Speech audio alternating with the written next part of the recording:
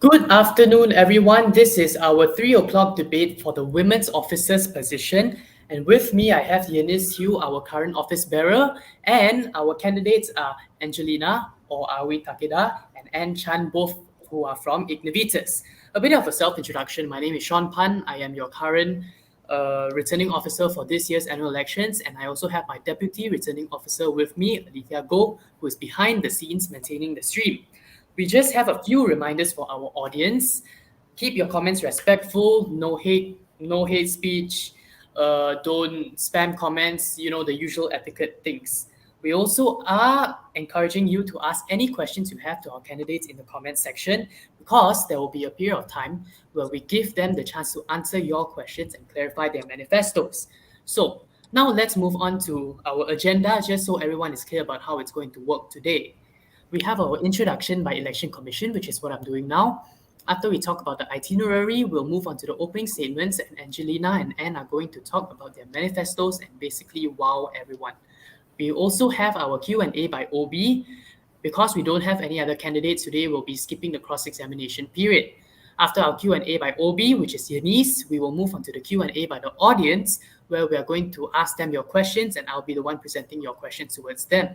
After the Q&A by audience, we will finally end with Angelina and Anne's closing statements, and we will have a final closing by the Election Commission.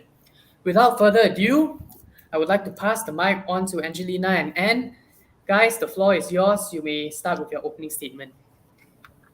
Thank you very much. Hello, I'm Aoi, but you can call me Angelina, and this is my partner.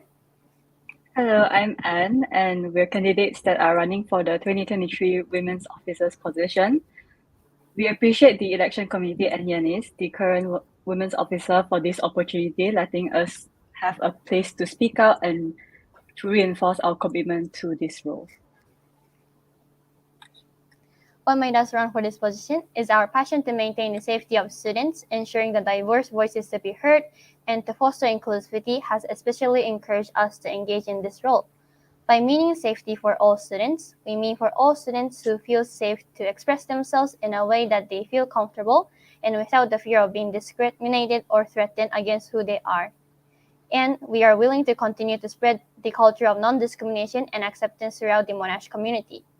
We wish to emphasize inclusivity, especially for women and the queer community on campus, to feel the sense of belonging that they are not alone and they have us and the community to rely on.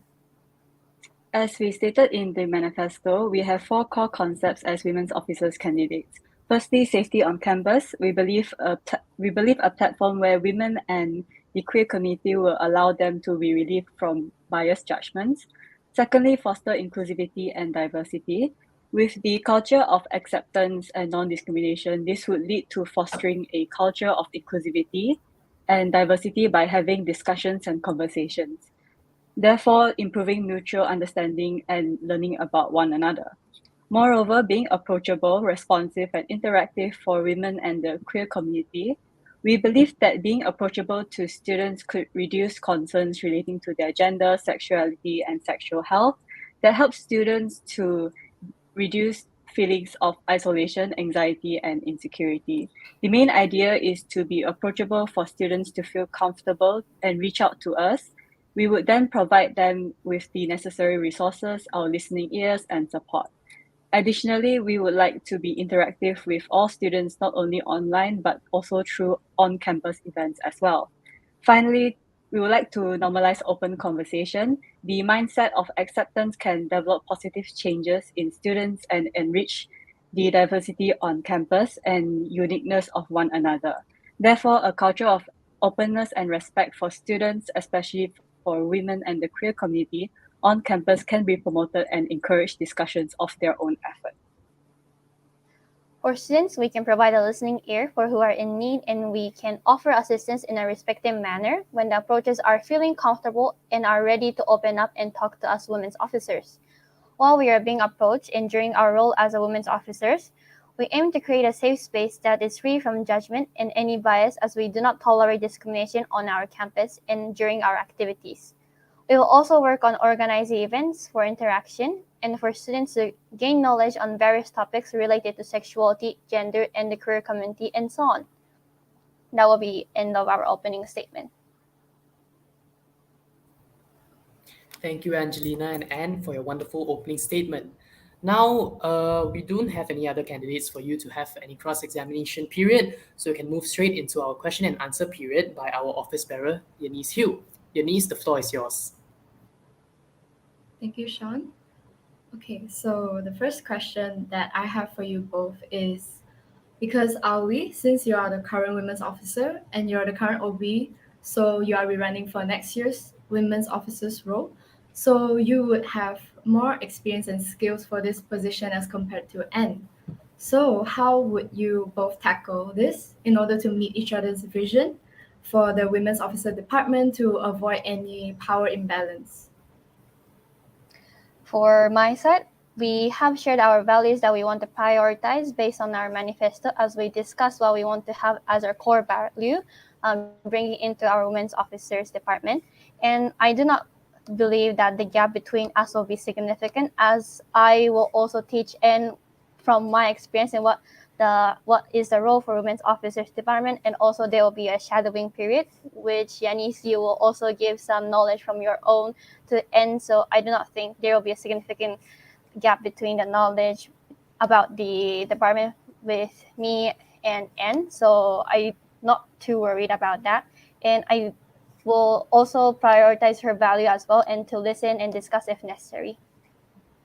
Yes, I agree with that communication will be practiced, and we will ensure that there is no gap between us, and we try to. Yes, since she is the current office bearer of 2022, I am personally willing to learn, and she also has been very willing to teach. I think with that, we would go well together, and we would do our best as we, if elected. All right. Okay, thank you for that answer. So my next question would be, according to your manifesto, you both mentioned that you both would strive to continue offering support and assistance for students who are in need. So are there any new initiatives from your side that would help strengthen this to enhance students' overall well-being and safety on campus? Our additional initiative that we want to start from next term is to be interactive with students more. As this year, the beginning of the semester, first semester was based on online. So I believe there were less interaction between students and us, our department. So since next term will be fully offline, every activities can be done on campus. So we hope to be more interactive as to enhance the diversity and inclusivity as well, that students can feel that they have a platform they can rely on and to develop a new relationship within their student community as well. Okay, so for my next question is from both of your sides, are there any new initiatives or event ideas that both of you would like to implement if you both were elected for this position next year, other than the past events that the women's officers predecessors did and what we offered this year? So the new events that will be for this year, we celebrate International Women's Day, had monthly discussions, and celebrate EDI Week with collaboration with Student Life and other departments, and upcoming Pride Month as well. However, I feel that there was a lack in providing knowledge on professional aspects such as sexual health and gender equity and all. So we do hope to bring some professions or counselors to have an open talk or panel discussion to provide more knowledge to students. And I also agree on that part. And as I'm aware, the events such as Monday discussions have been going for this year, and we would like to keep it going. But like Ali said, we invite professional like counselors to talk about more topics that the women's officers have been discussing for this semester. But for even more events, we would probably look further into it if we are elected for next year. Okay, thank you both for that answer. So my next question would be regarding, since the Women's Officer Department deals with sensitive issues and topics, raising awareness on important topics regarding feminism and the queer community. How would you ensure that the subcommittee members that you would recruit in the future, if you both are elected, are as passionate and motivated as the both of you to serve all students in your manifesto and avoid students joining in for the wrong intention? So from my knowledge, you can go first and you can. Okay. I would firstly encourage communication. I think that is very important for them to, as the subcoms will be of very different people, different types of people with different opinions and perspective. So we really want to encourage communication and their opinions to us, and we would also brief them before implementing the events and whatnot.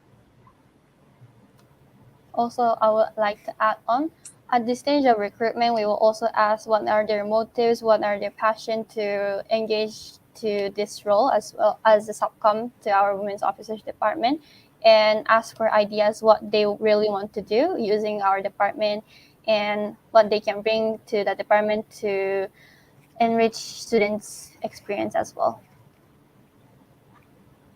Okay, all right. So the next few questions will be regarding the election guide. So first question would be, for the first point, I've asked that what made you both would want to run for this position, right? Alongside, I've asked if there is any prior experiences or skills that would prepare the both of you for this women's officer position. But the election guide does not specify on the second part, which is prior experiences and skills. So I would like to take this opportunity to ask if the both of you could briefly elaborate any prior experiences and skills that would prep you for this role.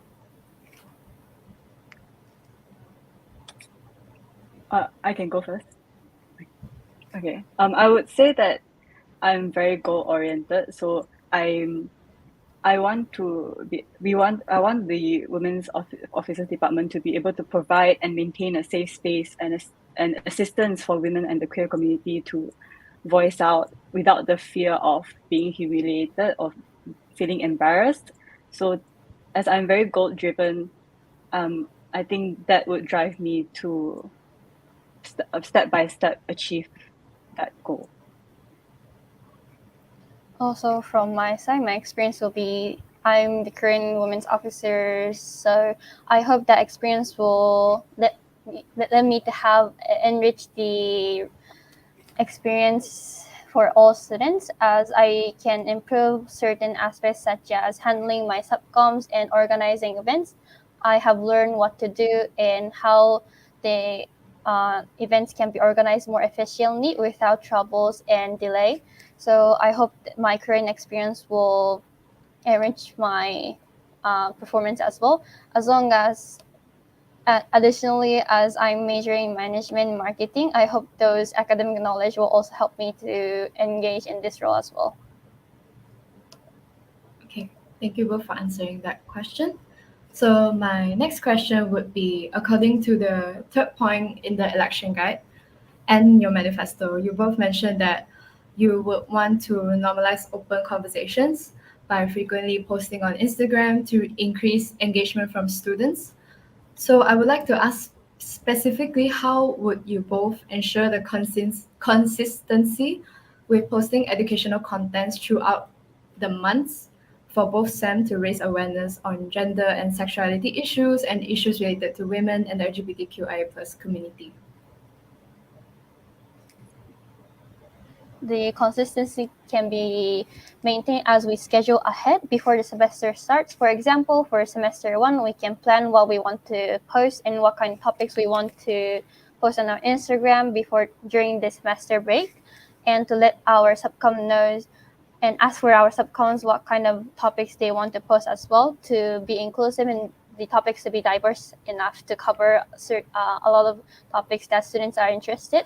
So we will plan ahead and to determine in what day we will post and what kind of content we will post. And by doing so, we hope this will enable students our subcoms to manage their time as well, so there won't be any delays. Even if there's a delay, we can support each other. Yes, I agree. And when we have those meetings with our subcoms, they also, like we said, they can contribute their ideas as well. So if we have accumulated all these ideas, we can plan them out accordingly for which months respectively, and we'll be able to, with this, it will be posted consistently. Okay, thank you for that answer. So I have one last question before I end it. So for the fourth point in your election guide, you both mentioned, I've asked about how you both would handle criticism. So how would you handle specifically for students who are not open-minded or refuse to accept what we strive for, the women's department strive for? This because I would say that the events and initiatives that we have, we cater for students, especially women and the marginalized community, which is the LGBTQIA plus community. So it will be ideal to expand and diversify the participation to raise awareness on these topics, as so that students can be more respectful to one another in the Monash community. So what I want to ask is, how would you handle students who are not open-minded and refuse to accept what we do? And are there any plans to expand and diversify the participation that we currently have, but expand it further in the future?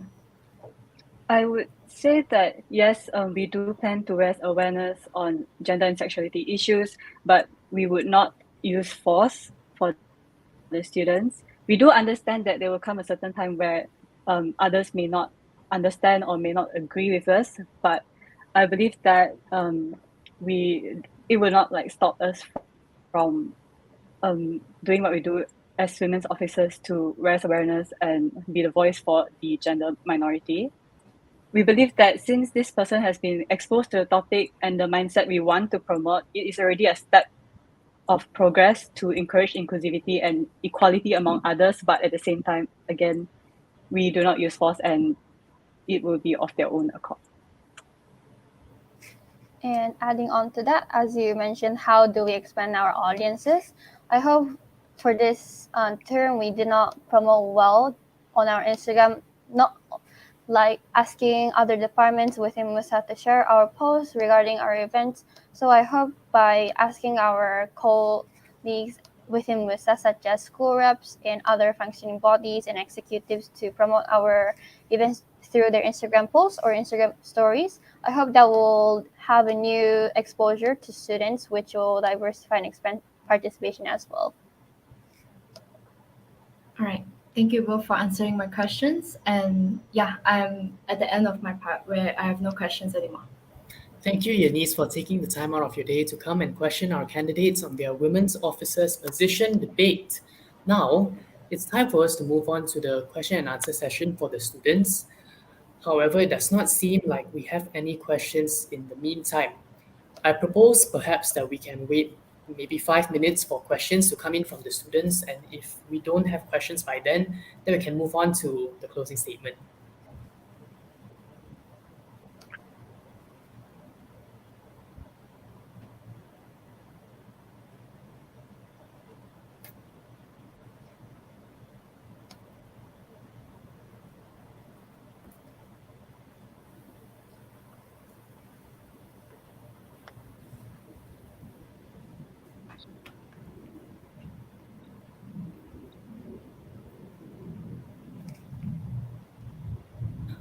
Okay.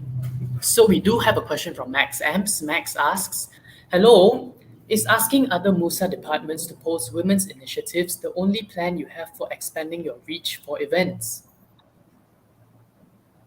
At the moment, yes, because we do not expose our events to public, which is we do not ask for participation outside Monash University community. So we hope to ask, mainly we will hope to ask MUSA departments, maybe some clubs as well, but at the moment, we're considering asking first MUSA departments to promote our events.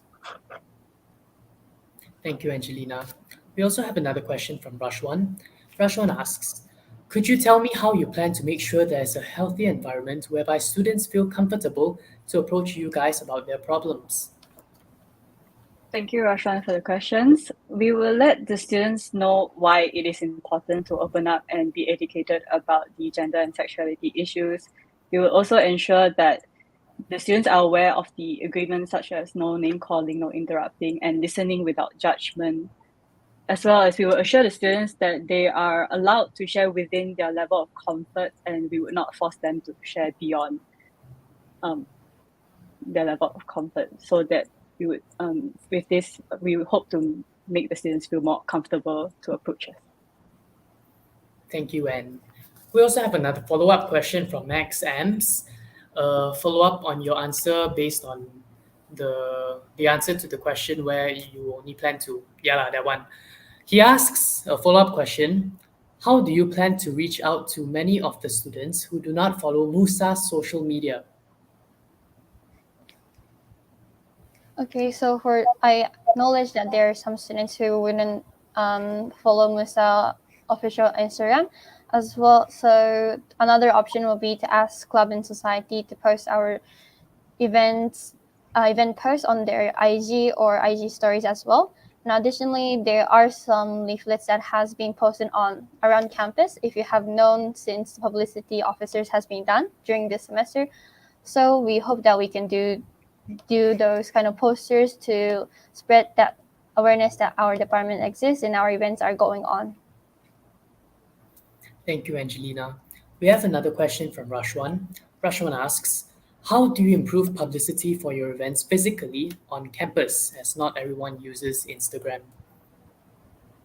Like Awi said before, we would take the initiative to maybe put up posters on campus, basically on campus, hang them around. Maybe we would hand out flyers so it's tangible. In that way, people who do not use social media would be able to receive that information. Thank you, Anne. We also have another question also from Rashwan. This time he's asking, could you tell me how you guys plan to lead your subcom team?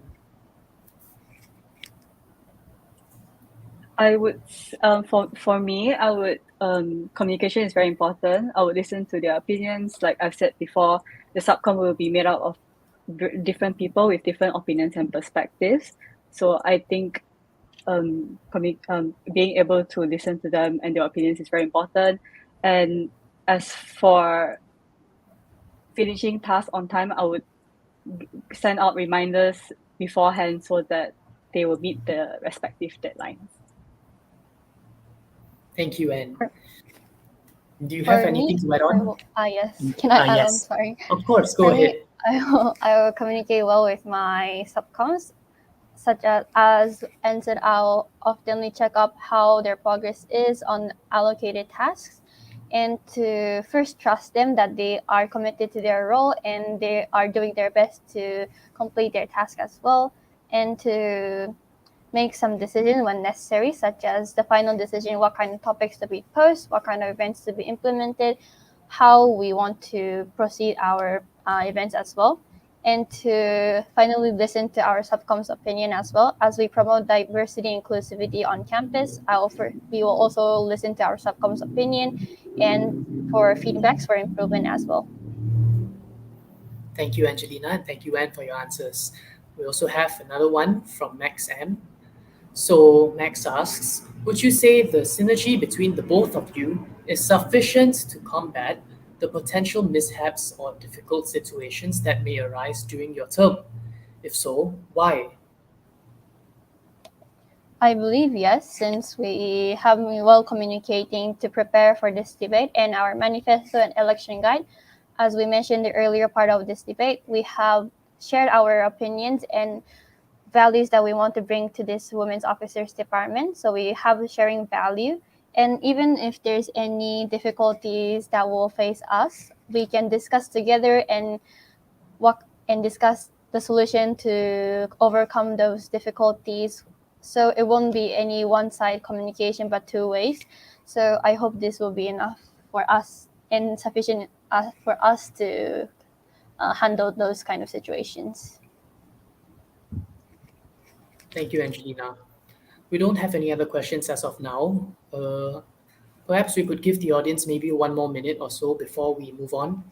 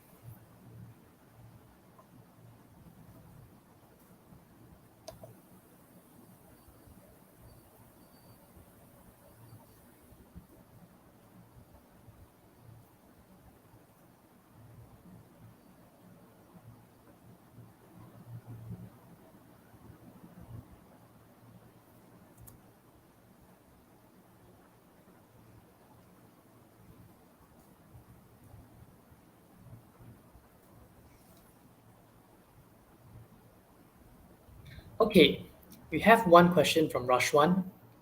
So Rashwan asks, how do you plan to increase participation for your events?